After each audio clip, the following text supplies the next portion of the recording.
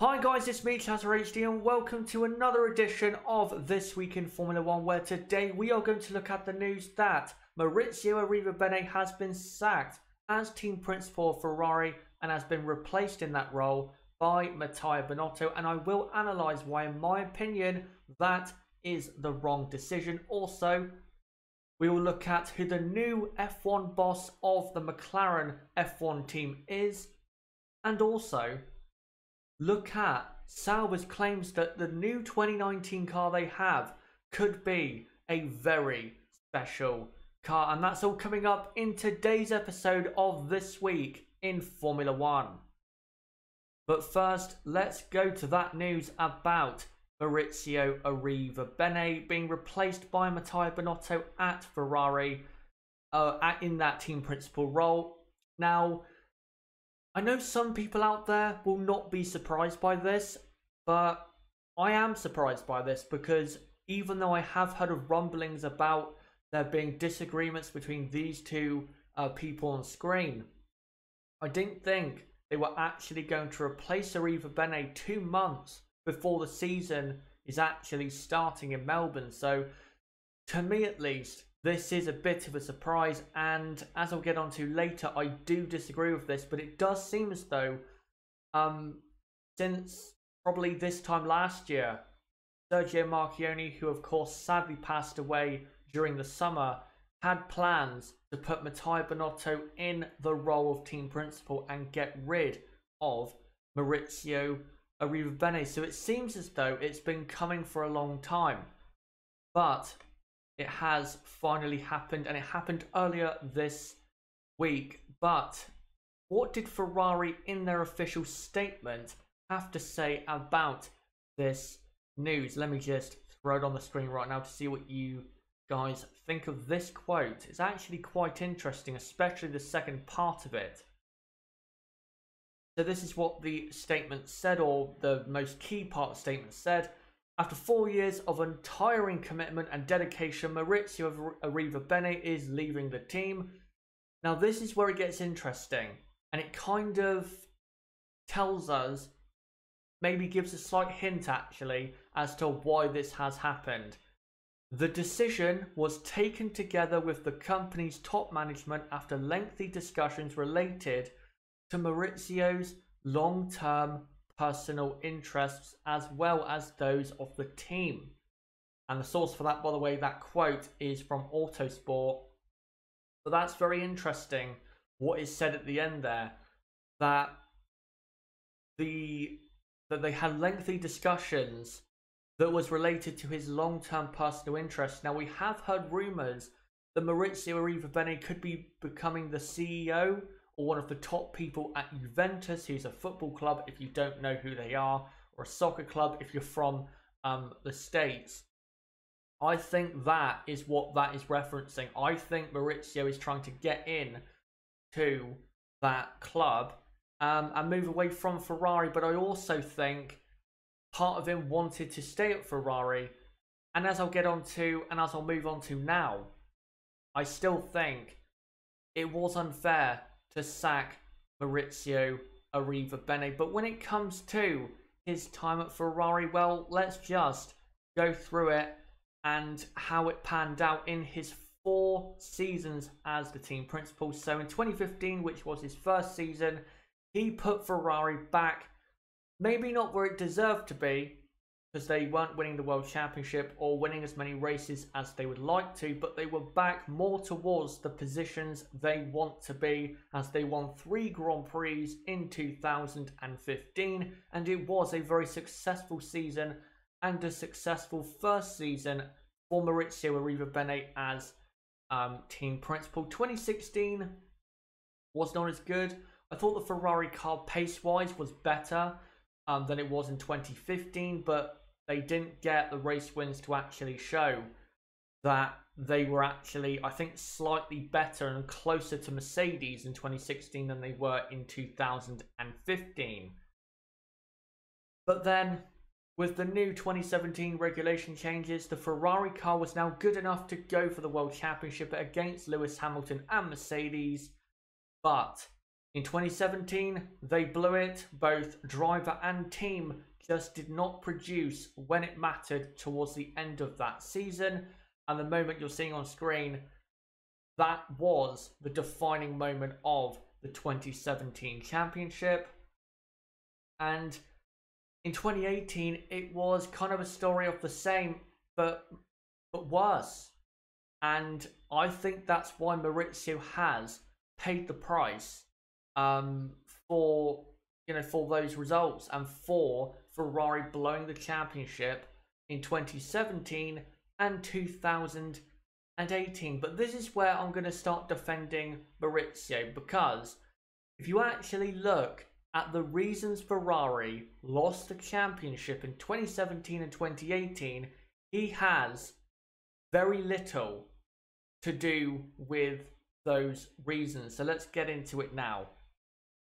So first off, in 2017, there was 3 reasons why they lost the championship. And in my opinion, in a championship battle between teams and drivers, there is always 3 reasons why you either win or you lose that world title. So for Ferrari in 2017 and 2018, there were 3 reasons why they didn't win in those separate seasons. First off, in 2017, Ferrari, the reason they didn't win the championship in 2017, first off, was because Sebastian Vettel made key errors. First off, in Baku, losing his temper and hitting Lewis Hamilton and costing himself 13 points. And then, of course, Singapore, moving across Max Verstappen and costing him what I think would have been a race victory at Singapore. But it wasn't just that that cost Ferrari. You also have the fact that the Ferrari car, even though it was very good, especially on race day, had very good race pace, overall the car just was not as good as the Mercedes car. Again, it was very close. It was about a 10th or 2 in Mercedes' favour, but the Ferrari car was not quite good enough to be, say, at every race weekend first or second. And I think Vettel at times kind of outperformed that 2017 Ferrari car, because there were some races where the car wasn't really that good and it didn't really deserve to be in certain positions. And also the power unit was not yet level with the Mercedes power unit. They were still down when it came to that. But another reason was reliability issues that they had in Malaysia and Suzuka. Now, they had a very good run of reliability up until the Malaysian Grand Prix, which was 1 race after Singapore. But in a season, even though in 2018, as we'll get onto in a moment, Ferrari didn't really have any massive reliability issues, in a season you're going to have 2 or 3 issues, say, at best. But for Ferrari, it came at the worst possible time, because after that race at Singapore, where Ferrari scored no points, they had to respond, but they couldn't, because with Sebastian Vettel, unreliability got in his way. So those were the 3 things that Ferrari had to improve going into 2018. For Vettel, we had to cut out the mistakes and stop bottling it under pressure. Ferrari had to improve, say, the aerodynamics of the car and make it more competitive over the course of a season with Mercedes, and they had to improve the power unit in terms of power and also reliability. And that's exactly what they did for 2018. But also, I'll add, with those 3 issues that cost them in 2017, what does any of that have to do with Maurizio Arrivabene? First off, those mistakes by Vettel, that's him, not Arrivabene. 2, the car not being overall as good as the Mercedes car. Yes, you could argue, and I think maybe a slight bit of blame could go on Arrivabene, but you have to remember, they basically jumped half a second closer to Mercedes from 2016 to 2017. So I don't think you can really blame Arrivabene that much. And when it comes to the power unit and its lack of power compared to the Mercedes and the unreliability, that's not his, that's not his area of expertise.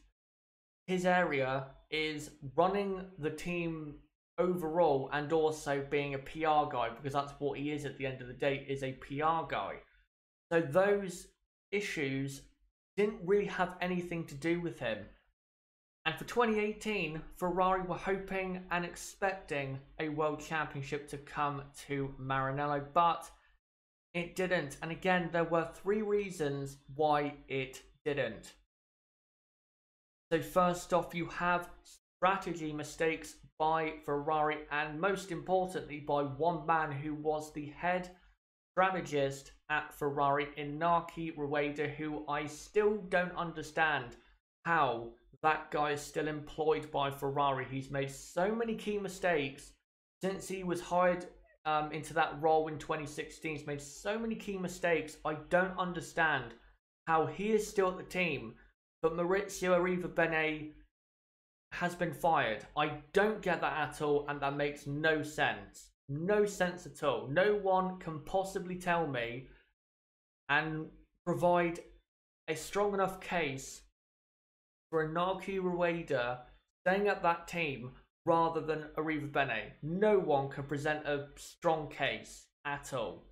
And it did cost Ferrari a lot of points in 2018. You could argue with Arrivabene that maybe he could have fired Rueda during the season. Yeah, he could have, but who was really running that team? Was it him, or was it Sergio Marchionne, or after Marchionne passed away, John Elkann? Who was really running the team? Was it Arrivabene, or was it the people above him? I also have to question that. But when it comes to 2018, I think that's one thing he could have done better, is he could have replaced him with someone better in that role. But yeah, I don't think he really had the final say on those certain decisions. But if he did, then yeah, he probably should have sacked Rueda from that role. And how he still has that role in Naoki Rueda, I don't understand. But another very important part of why they lost out in 2018 was because of Sebastian Vettel, who made key mistakes in the second half of the season and also the first half of the season, Baku and France, for example. But then from Hockenheim on, he made mistakes at Monza, in a couple of qualifying sessions at Singapore and Suzuka, also in the race at Suzuka, a couple of mistakes at Kota. He continued to make mistake after mistake after mistake, and that was very costly to Ferrari's hopes and his hopes of winning the drivers and constructors titles respectively. Very costly. Now, I have seen some people come out and say that maybe Arrivabene did not support Vettel as much as was needed, but at the end of the day, you have to realise that Sebastian Vettel, over the course of a 21 race season, had the best car, not by miles, but he did have the best car over the course of 2018, and he blew it. He blew I can't remember what the gap was, I think it might have been 8 or 9 points when he crashed out at Hockenheim. He blew that lead and ended up losing by 88 points? Yes, maybe Arrivabene could have supported Vettel more, but would it have made a difference? I don't think it would have. I don't think it would have at all. Sebastian Vettel has fundamental issues with his mentality and his driving. He's a great driver, but he does have fundamental issues. That's nothing to do with Arrivabene, because Vettel has had these issues before he even walked in to Maranello as a Ferrari driver. So I don't understand how people can say that because Vettel has made so many mistakes for Ferrari, Arrivabene must pay the price. If that's the reasoning, then why isn't Vettel paying the price? I don't think he should, but if that's the reasoning, you know, why isn't Sebastian Vettel being considered to be dropped? It just It baffles me. It baffles me. I think Arrivabene, as I'll get onto in a moment, has been made the scapegoat. I really think that. I think he's been made the scapegoat because I think Ferrari needed one for the past 2 seasons, and I don't think it was Arrivabene. I think it was more Sebastian Vettel than Maurizio Arrivabene. So yeah, I really don't get why people are blaming Arrivabene for Vettel's mistakes. Vettel is a world-class driver. He should be able to keep it on track at certain times. I'd expect that of a 4-time Drivers' World Champion. Anyway, let's move on from that rant and go on to the next part. And the very telling part going forward for Ferrari as to maybe what will cost them going forward, and another reason why they didn't win in 2018 and also 2017. Now, at Singapore, Ferrari brought a new upgrade package to the car, but it didn't work. It actually made the car slower compared to Mercedes, and they ended up losing out in Singapore, Russia, and Suzuka. Then they took those upgrades off, and Ferrari were back on pace with Mercedes again. Now, the person who is responsible for that is not Maurizio Arrivabene. The person who is responsible is the new team principal Ferrari and former technical director Mattia Binotto. That is his head of expertise. That is what he is in control of. Developments to the car, aerodynamic, power unit, everything. All upgrades to the car had and I think still are going to go through him. And I don't understand how people also are forgetting that as well, that Binotto was responsible for those upgrades failing. That's his area. He is the the technical director, and also is responsible for Ferrari slightly falling behind Mercedes as 2017 went on. So it does baffle me. It does baffle me because they are essentially replacing a guy who oversaw Ferrari's return to not the very front of the grid, but, you know, kind of at the front of the grid. They're replacing that guy with a guy who was more at fault for why Ferrari did not win the title in 2017 and 2018. Can someone please tell me how that makes any sense? Why would you replace someone with someone who is more costly for your team than the person you're replacing? It's like if they replace Binotto, if he doesn't work out, with a Naki Rueda. It doesn't make any sense. It doesn't make any sense to me.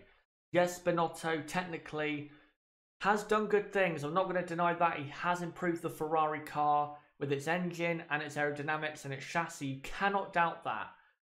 But you also cannot doubt that he is responsible for the car getting worse as the season went on. He is responsible for that, and he should be called on it, and I've just called him on it. So, yeah, I think people out there should call Binotto on that, because I don't see enough people calling him out when it comes to that. But now, I'm going to offer a last defense of Maurizio Arrivabene, and it's going to be an interesting one for you guys, because I don't think you guys may realise how good of a job Maurizio Arrivabene did in his first and only 4 seasons, 4 full seasons at Ferrari, compared to a certain other former Ferrari team principal, which I'll get onto in just a moment. But it's going to surprise you. It's really going to surprise you, because again, it does show that Arrivabene has done a much better job than people are giving him credit for. So, I'll get rid of this. I will now get onto this stat, and it is going to shock you, and I think it might change some of your opinions as to Maurizio Arrivabene's tenure at Ferrari. So let's get onto it now. So, Arrivabene versus Jean Todt in their first 4 full seasons at Ferrari. So, Maurizio Arrivabene, in his time as team principal, there was 11 race wins, 11 pole positions, 70 podiums, but 0 world titles in his 4 seasons at Ferrari. Now for Jean Todt. Now the first 4 full seasons in his tenure was 94, 95, 96 and 97. When he was team principal, in those first 4 seasons, he had 10 race wins, 10 pole positions, 44 podiums. That's a massive difference. And the same amount of world titles, 0.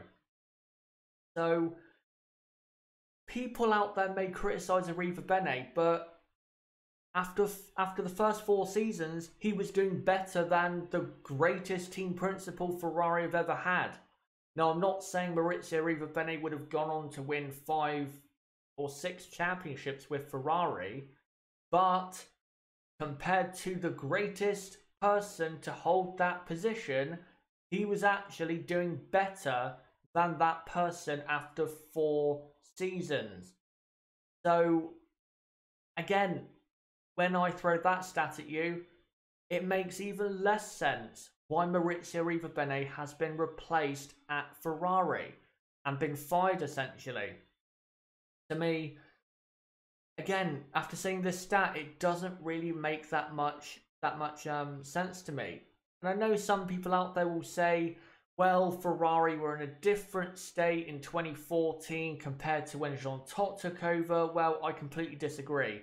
If you look at Ferrari in 1993 compared to the end of 2014, they were in a very similar position. They couldn't win a race and they could only get on the podium if there was luck or rain. They were in a very similar position and in a similar way built the team year by year to get better and better.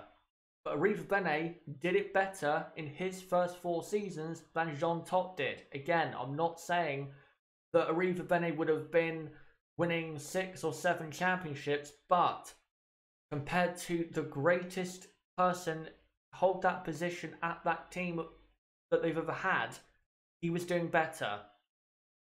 So, yeah, I don't get it. I don't get it. I really don't get it. Out of the key people at that team, he's probably one of the least responsible, in my opinion, when it comes to, you know, why they've not won a title in 2017 and 2018. And that's why when I saw the news, I really didn't understand it, because I just, what has he done that's been so bad? I've seen a couple little bits in the news about how his management style was not as good as maybe it could have been, and he would shut up shop media-wise. But when it comes to the whole shutting up shop media-wise, that's a good thing in my opinion. Look at McLaren. They come out every pre-season, are very open to the media, very open, and we do like that. Very open to the media, going on about how they're going to win races and that they have the best chassis on the grid, and they end up getting embarrassed. I would rather not say anything and, you know, have maybe not a successful season, but a good car, and have the chance to have a successful season, than come out all pre-season saying how we're going to be so great and end up being miles away from where we actually said we were going to be. So when it comes to that, I disagree. I don't think it's a bad thing being quiet when it comes to the media during pre-season or during the season. I don't think it's a bad thing. Ferrari also under Jean Todt were very quiet. It's not a bad thing. It's just the way Ferrari do things. So I think people need to expect that. And I'll also say, I found the reaction of the world's media very interesting, when the news broke, especially from respected journalists who, I'm not going to say they were attacking Arrivabene, but they seemed very passionate in their criticism against him. And I think it's because he ran Ferrari in a way that Ferrari has kind of always been ran. They're very quiet. They do things behind closed doors. That's not a bad thing again, but I found, yeah, I found some of the journalists' reactions to be kind of childish, to be honest. So what if he runs his team like that, or if Marchioni ran the team like that? So what? It doesn't matter. As long as they get results, does it matter what they say to the media? No, because the biggest statement you can make is on track, not, you know, 4 weeks before pre-season talking about how you're going to win at Monaco and Hungary. Also another reference there to McLaren. So, yeah, I think I've said enough on the whole Maurizio Arrivabene stuff, and how long have I been going for? About 25 minutes on this subject. I've been going a long time. But I think I've said everything I wanted to say. If you guys have anything different, put in anything different to say, put in the chat right now or the comments section, and I will get through as many as I can. But yeah, I think I've had, I think I've said everything I think needed to be said. And again, I really wanted to use this live stream to defend him, because I think he's been very harshly criticised for a lot of things he can't control and that are not his fault. Sebastian Vettel, Mattia Binotto, and the Ferrari strategist, and maybe a couple other people, are more responsible than Maurizio Arrivabene to why they haven't won a world title. End of story. That's my opinion, of course. You guys may disagree. Put in the chat right now, but I don't see how he is the cause of them not winning. I don't see it. I just don't see it. And also, I think Gary Anderson, former F1 designer, came out and said that Binotto is the wrong choice. And I will also add to that and say that if they really wanted to, say, change the way Ferrari was being ran, why then hire him with the person who was essentially his number 2 in that role? Why not go for a completely new person who's not been hired by the team? Like a Rob Smedley, maybe. I know that would never happen, but you know what I mean. I don't think Binotto is the right choice. And I think if you look at team principals, the most successful team principals in the past, they don't tend to be technical engineers, the most successful ones. Some of them do, but a lot of them tend to be more business-like Arrivabene was, like Jean Todt was, or Ron Dennis, even though Ron Dennis was a mechanic back in the day. They tend to be more business-like, presidential, if you know what I mean. More than, you know, technical people. Like, for example, you know, the reason Adrian Newey is not running Red Bull is because he's not good in a role like that. He's much better as a technical director than he is a team principal, and that's why you have the more business-like Christian Horner running the team. So, yeah, I don't think this is the right move, but finally I'm going to get to you guys in the chat, because I want to see what you guys have to say about Maurizio Arrivabene, and what do you think about this news? Do you think it was the right thing, the wrong thing, and what do you think about what I had to say? Let's see what you guys have to say. Right, plenty of comments that I've got to go through now.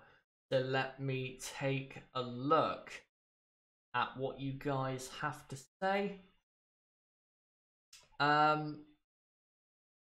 Ronan Brady, Laurent Marquis is clearly having some sort of an influence. Yes, I almost forgot about that. He is at Ferrari now.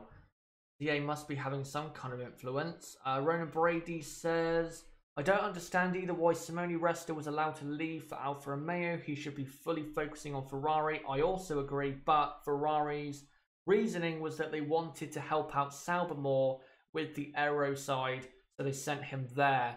I think it's more of a loan deal than a permanent thing. I think he can go back to Ferrari whenever he wants to, or whenever Ferrari want him to. And I wouldn't be surprised if he's helped design the 2019 Ferrari car.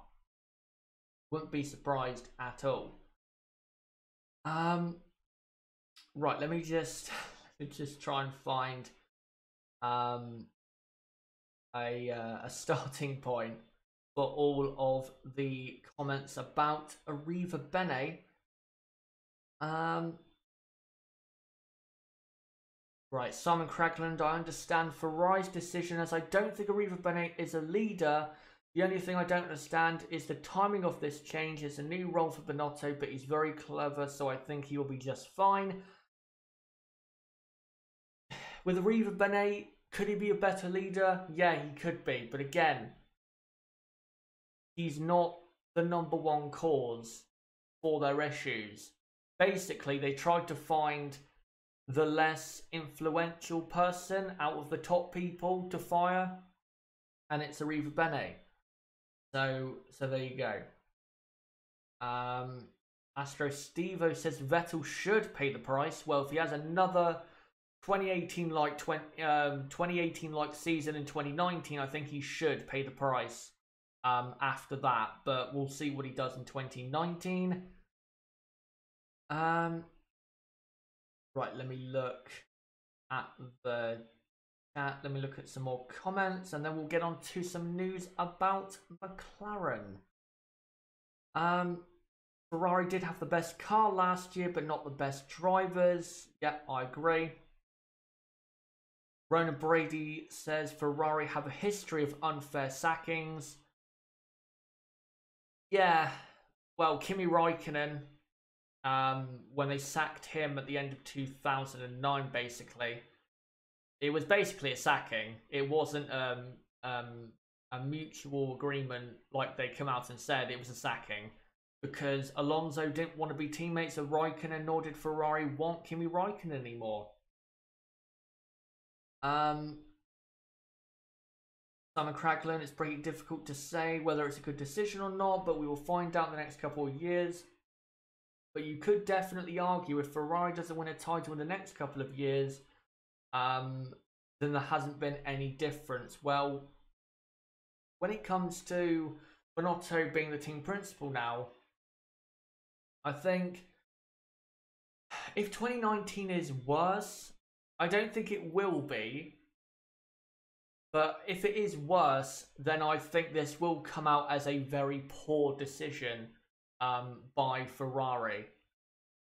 But who knows? Who knows?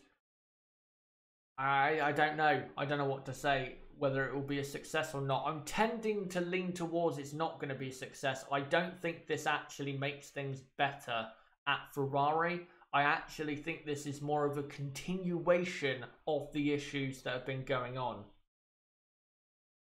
And Simon Cragland saying there, do you think Ferrari will fall back? I don't think they will. No, I don't think they will pace-wise, but I think operational-wise, I think they probably will. I think Arrivabene doesn't get enough credit for what he did at Ferrari. I don't think he gets enough credit. I really don't. Razor Official, sorry if I've absolutely destroyed your username. Does Arrivabene departure hint that Ferrari are behind on 2019 development? Who knows? Hopefully not, because I want to see Ferrari back up there for another title challenge against Mercedes and Lewis Hamilton, but you don't know. They could be behind when it comes to that. And it also, I think someone just said in the chat, it is quite strange that Ferrari have done this not only 2 months before the season starting, but about a month before the car reveal happens and about a month before pre-season testing starts. That's quite soon to be doing this, but there you go. Maybe they're ahead on development. Who knows? But right, let me just read through a couple more comments, and then I will go on to the next piece of news. Ronan Brady feels like we are talking politics, not F1. That's what Ferrari are. They're a very political organisation. They are the most political team in F1 by a country mile. Not even a doubt about it. Astro Stevo, I'll stop blaming Vettel when he stops failing. Okay. Ronan Brady, I don't think the decision will make too much difference this year. I think it. No, I got to disagree with that, because if there comes a time in the year where Vettel and Leclerc have an accident, say if they're battling for the lead of a Grand Prix, or it gets to the time of season where it's a three-way fight between Vettel, Leclerc and Hamilton, that's where Binotto is then going to have to show how good he really is. Because if he is going to be a great person in that role, he has to manage that so well and so finely as well. But if he gets it wrong, he'll be out the door quite soon as well. So it's a very tough first season for Binotto in this role, because I think Arrivabene, because he has a stronger personality, Arrivabene is kind of Flavio Briatore like, not as exuberant, if you know what I mean, but he has that aura around him, and he does have a strong personality, and I think he would handle you know, that dynamic quite well. With Binotto, I'm not sure. I'm really not sure, and I tend to lean towards that he won't be able to handle it, because he doesn't have a strong enough personality like other team principals in the past have, when teammates have been battling for a championship at the front of the field, or just legendary team principals of Ferrari or F1. Right, I will try and read out a couple more, and then we will go on to McLaren. Blyster, I'm sure they won't collide at any point, Koff. Yes. I wouldn't be surprised if they collide. I wouldn't be surprised if they collided in the first race. I wouldn't be surprised at all. I think it could happen at any point. I think Leclerc is very keen to really unsettle Vettel early. So Vettel is going to have a really tough fight in the first few races of this season. Gina Bottas will dominate 2019. That would be a massive surprise. Hello to JB. Right, let me just looking for a final comment. I want to make sure I include all your comments before I move on to the next topic. Ronan Brady, Belgium 2014 again, which Hamilton was at fault for, by the way, too. I won't get into that. I'm not going to get into that, because I do have a very contrasting opinion to that. But yeah. Right, I think I will now move on to the next topic, which is that McLaren now have a new boss of their operations when it comes to Formula 1, and his name is Andreas Seidl. He was the boss of Porsche's LMP1 program between 2014 and 2017, and he was very successful at McLaren, and he also seems very excited about what is coming ahead. And it also, as I'll get onto in a moment, it seems as though McLaren are putting the pieces in place to maybe not win titles, but to be closer to the front in, say, 5 or 6 years' time. They're definitely doing kind of what Renault have been doing in the last couple years. They're putting the pieces in place so they can be better in, say, or a lot better, say, in 2 or 3 years' time. But we'll get on to what Andreas Seidl had to say, and it is safe to say that he is very excited about what is coming ahead for him and what's coming ahead at McLaren. So this is what he had to say. This is an enormous privilege and challenge which I am ready for and committed to. McLaren has the vision, leadership and experience, but most importantly, the people to return to the front. I think he means to say to the front of the grid. And that will be my absolute focus and mission. Absolutely what he has to say there, because that's what he is now at McLaren for, to put them back where they deserve to be, and to do something similar to what he did with Porsche in that LMP1 program only a few years ago, because he basically built Porsche, guys, from the bottom up into a championship winning team in WEC.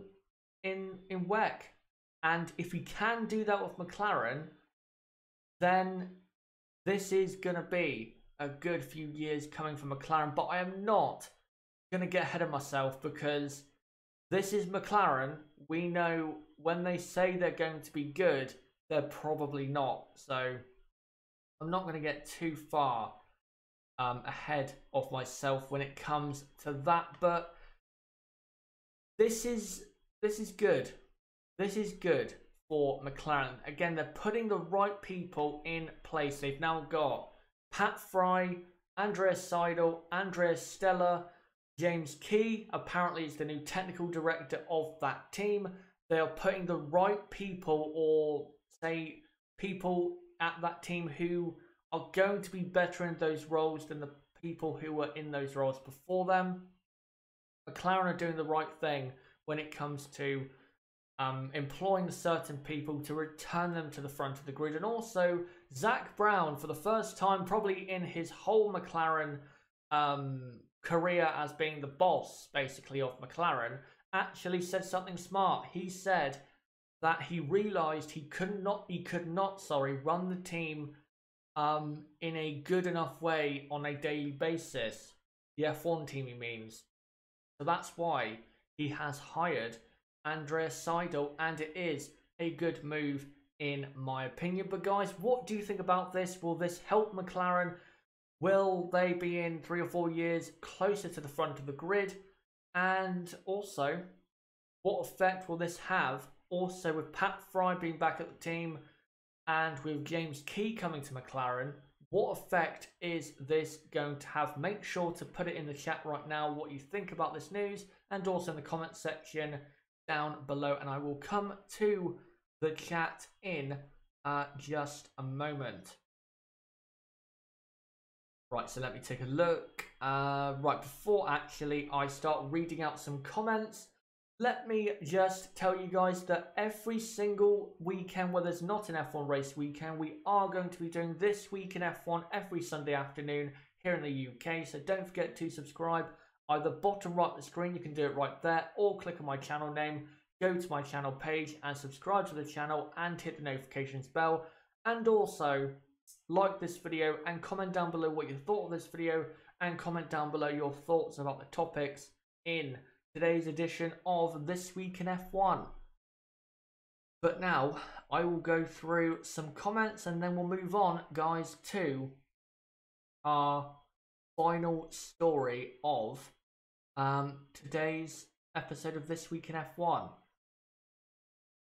Rona Brady says, didn't McLaren hire someone from Audi and he left after 6 months? Feels as if this could be similar. Well, I don't remember hearing about that, but that probably means that it probably wasn't that high profile or that great of a person. So, yeah. Toy Truck says, all the problems McLaren, Williams, and to some extent even Ferrari are having is aero. 2019 could really mix things up again. Yeah, you're right that it could, but if it doesn't play in McLaren Williams' favour, it's not going to really be a massive difference to 2018, is it? Because for most of 2018, McLaren and Williams were at the back of the grid. So it's not going to be a massive difference if they do struggle with the new regulations. JB, it isn't Zak Brown, so it must be good. Yeah, I don't think Zak Brown is a good person to lead the team, lead the F1 team forward. It has to be someone who has experience of leading big, high pressurized racing programs. And this guy, he's also a young guy. He has that experience, and he could be good. We'll have to see, though. Razar Official says or asks, what is a realistic target for McLaren in 2019 and 2020? For 2019, the target needs to be, say, the same position as they finished in the Constructors, at best, at the absolute best, because I don't see them finishing in the top 5. But the one thing they absolutely have to target is improving the pace of their car and being higher consistently during the season in the pecking order. So, for example, in 2018, consistently, they had the 9th fastest car in 2018. Say in 2019, have, I don't know, the 7th fastest car consistently pace-wise over the season. But for 2020, when it comes to the Constructors' Championship and the pace of the car, for me, McLaren have to be... I have to say, I think they need to be top 5 in the Constructors by end of 2020. I think they need to be. If they're going to make enough progress with the new plan going forward, they need to be 5th in the Constructors in 2020. And then pace-wise, say, yeah, 5th fastest half the time and the other half 6th fastest, something like that. But yeah, 2020 is the year where you're really going to see whether this new plan is actually working. 2019 you're not really going to see because, you know, they haven't had enough time to really work things out. So yeah, I'd wait till 2020 to really see how this plan is coming along. Right. Let me just read out a couple more. Prussia says McLaren will be at least 3rd fastest. I'd like to know what you're smoking or drinking this afternoon, because I don't think they stand a chance of being 3rd fastest. But if they do end up 3rd fastest, then you can come back to this stream and yeah, listen to me being an idiot. Astro Stevo, hope for Williams this year? No, I'm sorry to say I don't have hope for Williams, because they're losing Martini as a sponsor. That's a massive for them, because Martini did contribute a lot financially towards the Williams team. And they have the unknown of Robert Kubica in their car. Now, if he is as good as he was before his accident, it won't be an unknown, it'll be a good thing. But we don't know how good Kubica will actually be. So, I don't have really any hope for Williams for 2019. And I don't really know what their plan is. What their plan is going forward. And Prussia saying it was a joke. I hope it is.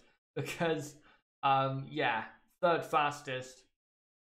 Not in a million years for 2019 will they be 3rd fastest. The closest they'll be to 3rd fastest is being lapped by whoever the 3rd fastest team is. Put it that way. Right, final comments. Rona Brady, I have a good feeling about Racing Point. I have a better feeling about Racing Point, but not necessarily a great or a good feeling. I think also with them, 2020 is a more important year for them than it is than 2019 is, because that's when their new finances and more resources will actually start to show, is 2020. But now we'll move on to Sauber in our final story of today's edition of This Week in F1. We move on to Sauber, who have come out and said that they have been pushing like hell with their 2019 car. And what is so surprising about this, guys, is when in this article that I have pulled up right now, I'm just going to read the small quote from what they've said here. It's very surprising what they've actually come out and said as to when they started development on the 2019 car, because of course we remember Sauber went from basically at the start of 2018 they were the back of the grid, but by the end of the season they had the 4th or 5th fastest car. But what is so surprising is when you consider that Sauber, they are really looking good for 2019 if what Frederick Vasseur, if what he has said is true. They are looking very good. What he has come out and said is, we pushed like hell quite early on next year's car.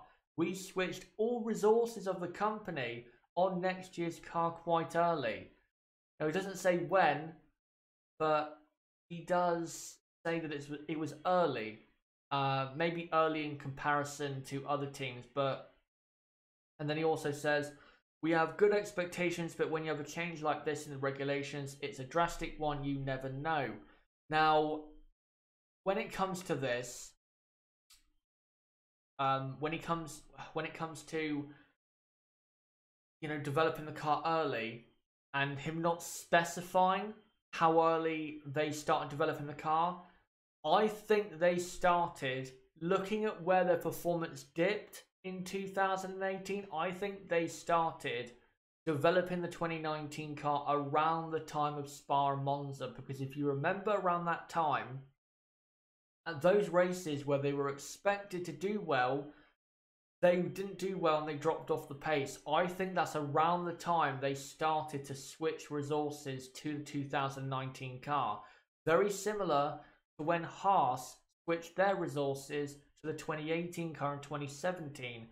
So we could see Sauber have the 4th fastest or 5th fastest car in 2019. And how great would that be to see Sauber be that quick and to see Kimi Räikkönen still be maybe not up there, you know, with the top teams and going for podiums, but be consistently in a point scoring position. That would be great to see.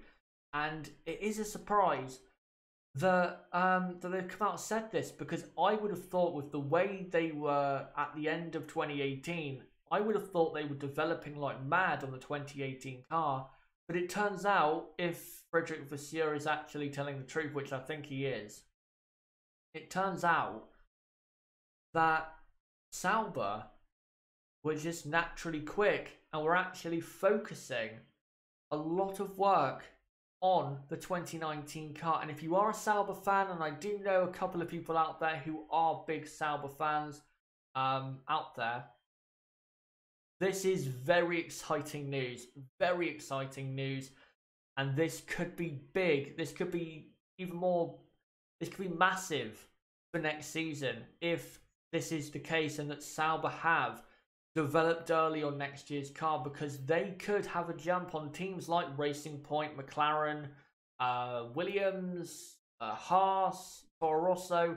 They could be locking out the 4th row of the grid or the 5th row of the grid in Australia and continue to develop with the money they have and backing from Alfa Romeo and Ferrari. They could develop really well in 2019. So exciting times ahead for Sauber, I think. But I want to see what you guys think in the chat right now. Do you think this is true? And if it is true, could this be a sign of things to come for Sauber? And could Sauber be right at the front of the midfield in 2019? Right, let's take a look at some final comments before I end today's episode of This Week in F1. Right, let me just look through some comments. Prussia says, what about Toro Rosso? That's going to depend on Honda more than it is the Toro Rosso car. Nicholas asks, do you find all of this talk by Force India appropriate or not for them to even claim they'll be challenging for the title? I haven't actually seen any of that. I have seen them say that they will benefit from this, say from 2020 on, but I haven't seen comments about that. But if they are saying that, then they are getting way too ahead of themselves, because they are miles away from that. Absolutely miles.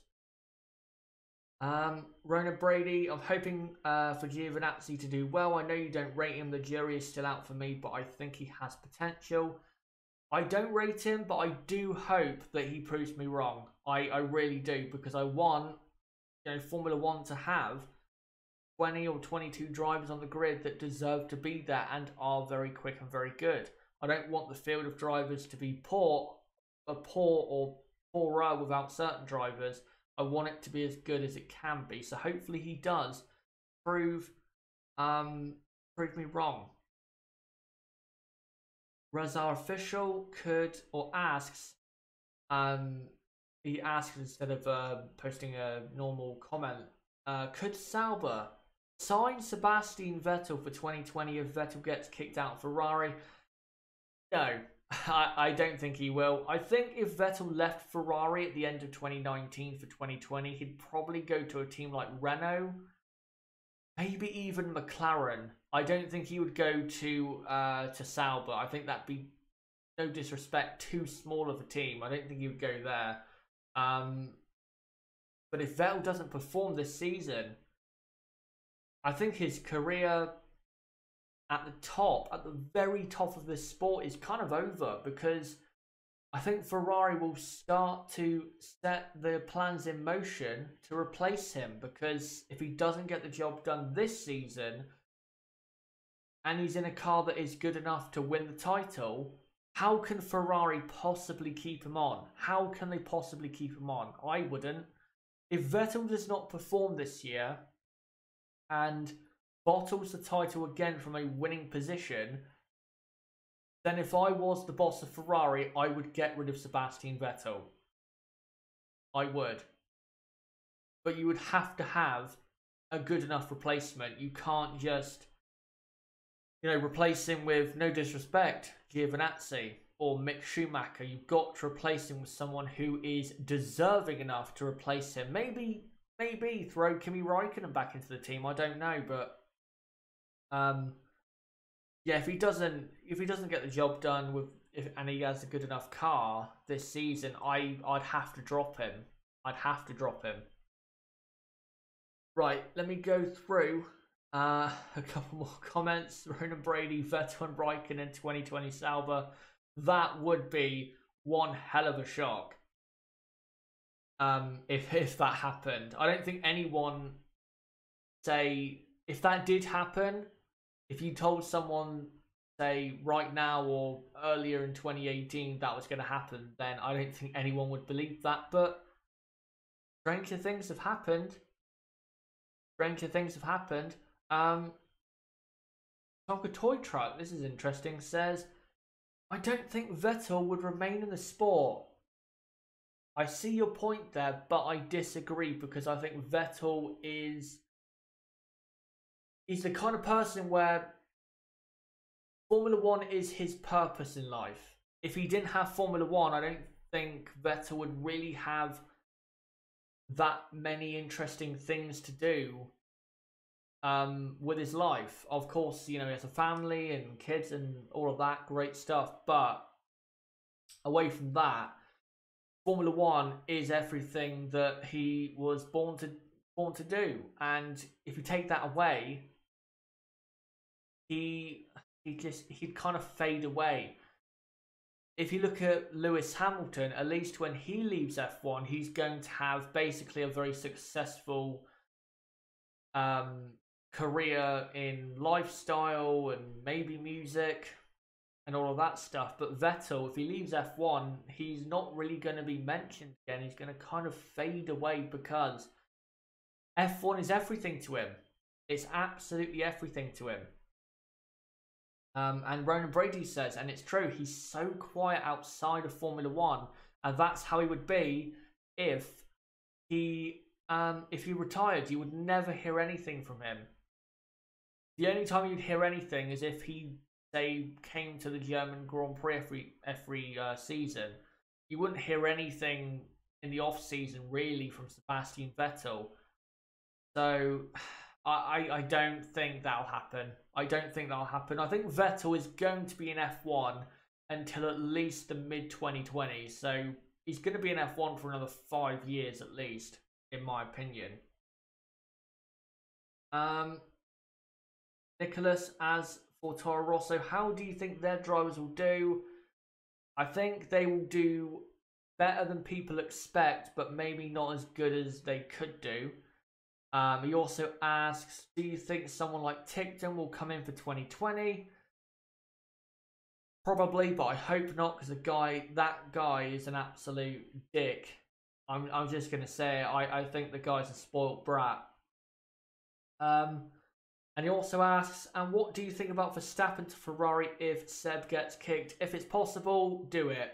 Throw every cent of money you have at Max Verstappen to get him, but we have to see how Red Bull and Honda get on, because if it's a disaster, then I think Verstappen will go to Ferrari eventually, but if it works out, I don't see why Max would go to Ferrari until, you know, later in his career. I think Max eventually will go to Ferrari, because I think there is some kind of contact or agreement in place for something possibly going forward, because there was rumors about that during 2017, and I don't think it's completely untrue. But yeah, we'll see.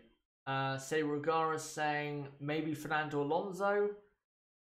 I've seen people say this, but I don't think Ferrari would do that. I don't think they would. I don't think they would. I'd love to see it, but I don't think they would, sorry.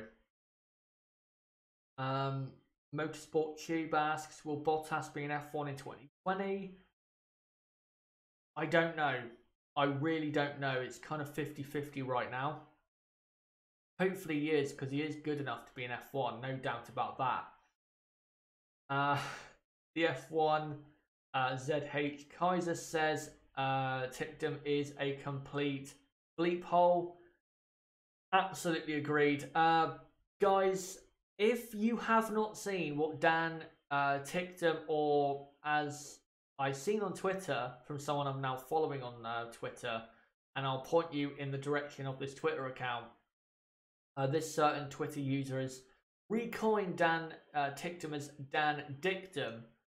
If you haven't seen what he's done lately, go to at Kimi7Sauber, I believe it is, at Kimi7Sauber on Twitter, and then go to his post about Dan Dictum, and you'll see his absolute spoiled brat-like interview after I think he's in Super Formula, after a Super Formula race, about why he didn't win. And then he just walked off the podium because he didn't win.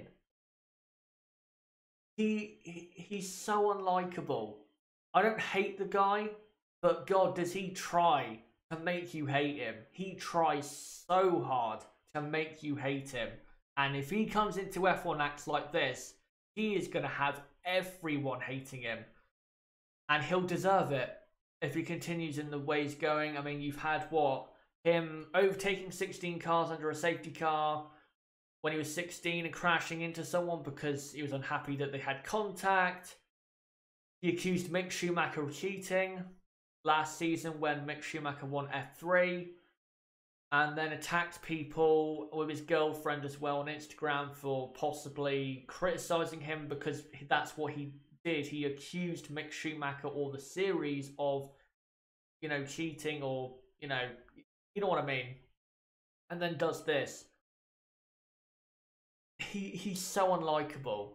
I'm not going to say I hate him because he hasn't done anything directly to me or hasn't done anything bad enough yet to deserve the word hate, but he's getting there. He's really getting there, and if he's not careful, he's going to have everyone in motorsport hating him, and he's going to end up not being a racing driver for very long because no one will want to employ him. So we'll see if he is in the sport for 2020. But guys, that has been it for today's episode of This Week in F1. Thank you guys for coming along and getting involved about the news in or during this week in Formula 1. Has been great as always. And again, we do this video every weekend. There is not an F1 race weekend, so don't forget to subscribe for more content like this. either go to the bottom right of the screen and subscribe there, or click on my channel name, go to my channel page and subscribe to the channel and hit the notifications bell. Like this video, comment down below what you thought of this video and what you thought of the topics, and what are your opinions about Arrivabene being sacked, Andreas Seidl being the new McLaren F1 team boss, and Sauber's hopes for 2019, and also other things such as Dan Dictum, and other things, other teams, drivers. Let me know what you think. Also, don't forget to join the Discord server, link below in the description. That's the best way to get notifications for my videos. So please join that server, and you should get notifications a lot more in that server than you will with the YouTube broken notification system. Also, don't forget to follow me on Twitter at Chaz6110 and check out my website chazrhd.com for more content like this. But until my next live stream, which will be next weekend with the podcast, and my next This Week in F1, which will be as ever next Sunday, and until my next recorded video, which, by the way guys, I know I've been very quiet this week, but because I've had equipment failures, I think they're now fixed. I should have at most 2 videos out before Saturday during next week. I'm not going to guarantee they'll come out, but I'm hoping to get 2 videos out before we get to the podcast next Saturday. One of them is about Daniel Ricciardo and his move to Renault, and another one is about Pierre Gasly and his move to Red Bull. They might come out, they might not, we'll see. I'm not going to offer any guarantees on that, but guys, until next time, it has been me, ChazRHD. Goodbye.